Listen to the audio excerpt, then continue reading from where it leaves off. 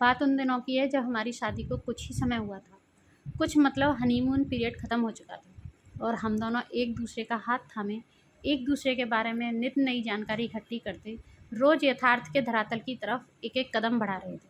क्योंकि अमित जी काफ़ी सुबह ही ऑफिस के लिए निकल जाते थे और फिर घर से निकलते ही सारा बाजार था तो रोज़मर्रा का ज़रूरी सामान और फल सब्जी भी मैं ही लेकर आती थी। ये वो दिन थे जब थोड़ा बेस्वाद और नापसंद चीज़ें भी पतिदेव तारीफ़ करके खाया करते थे। मैं भी जोश-जोश में नित नई चीज़ें बनाती और फिर रोज़ तारीफ़ की आस लगाती। एक दिन मैं कद्दू खरीद कर ले आई। सब्जी वाले के पास कद्दू देखकर मुझे मम्मी के हाथ के कद्दू की सब्जी और गरमा-गरम पूड़ियाँ याद आ गई थीं। फ़ोन पर विधि पूछकर मैंने बड़ी मशक्क़त से खट्टा-मीठा कद्दू बनाया और साथ में पूड़ियाँ भी उतार लीं। टेबल पर खाना खाने बैठे अमित जी ने जैसे ही कद्दू की सब्ज़ी देखी, उनके चेहरे पर कई भाव आकर चले गए। क्या हुआ? आपको पसंद नहीं है क्या कद्दू? मैं थोड़ा उदास हो गई। पर अब नई नवेली बीवी के चेहरे पर उदासी किसे अच्छी लगती है भला? अरे नहीं, वो सब्ज़ी देखकर एकाएक मम्मी की याद आ गई। पतिदेव ने झेंपते हुए प्लेट में सब्ज़ी परोस ली। उनका जवाब सुनकर मैं और जोश से भर गई और इन्हें इसरार करके 2 पूरी और ज़्यादा ही खिला दी मैंने। उन्होंने भी खूब तारीफ़ कर कर के खाना खाया और सो गए। 2-3 दिन ही बीते थे कि मैं फिर कद्दू खरीद लाई। सब्ज़ी काट ही रही थी कि सासू माँ का फ़ोन आ गया।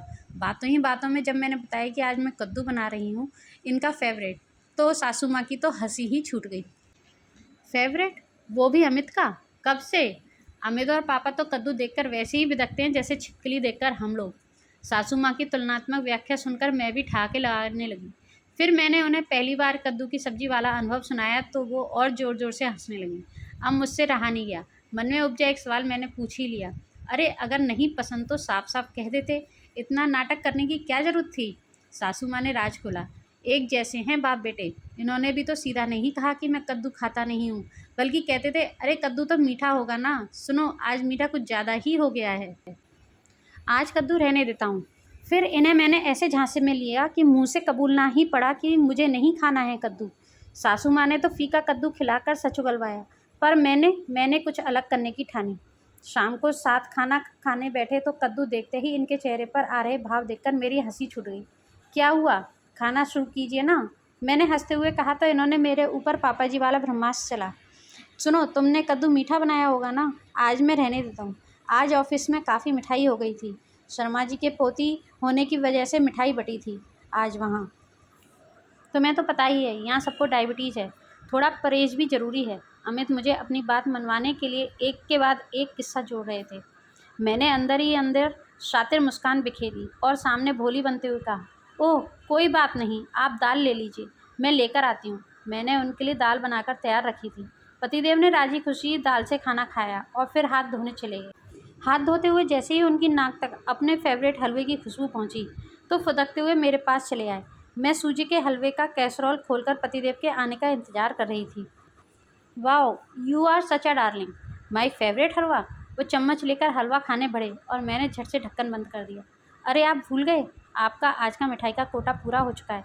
घर में सब डायबिटिक हैं, आज के लिए नो मीठा, चाहे वो कद्दू में हो चाहे हलवा में। अब तक पतिदेव मेरी चाल समझ चुके थे। फिर क्या था, आधे घंटे तक हम दोनों में हलवे को लेकर खींचातानी चली, कभी कैसरोल उनके हाथ में और कभी मेरे हाथ में। फिर थककर हम दोनों सोफे पर पसर गए और चम्मच लेकर साथ में हलवा खाना शुरू कर दिया। इस तरह कद्दू की सब्ज़ी ने हमारे एक बेहद से आम दिन को शाम ढलते ढलते यादगार लम्हा बना दिया। आज भी जब कद्दू की सब्ज़ी बनती है तो मैं पतिदेव को यही कहती हूँ, आज तो आप काफ़ी मीठा खा चुके हो, आप तो अब मिठाई नहीं खाओगे। पर अब वो कोई रिस्क नहीं लेते, साफ बोल देते हैं मिठाई तो अभी भी चल जाएगी पर कद्दू ना रे बाबा ना। तो फ्रेंड्स आपको हस्बैंड वाइफ की ये प्यारी सी कहानी कैसी लगी? अगर पसंद आई हो तो हमारी इस स्टोरी को लाइक शेयर ज़रूर करें। चैनल को सब्सक्राइब कर लें जिससे कि आपको इसी तरीके की प्यारी प्यारी कहानियाँ मिल सकें। Thank you friends.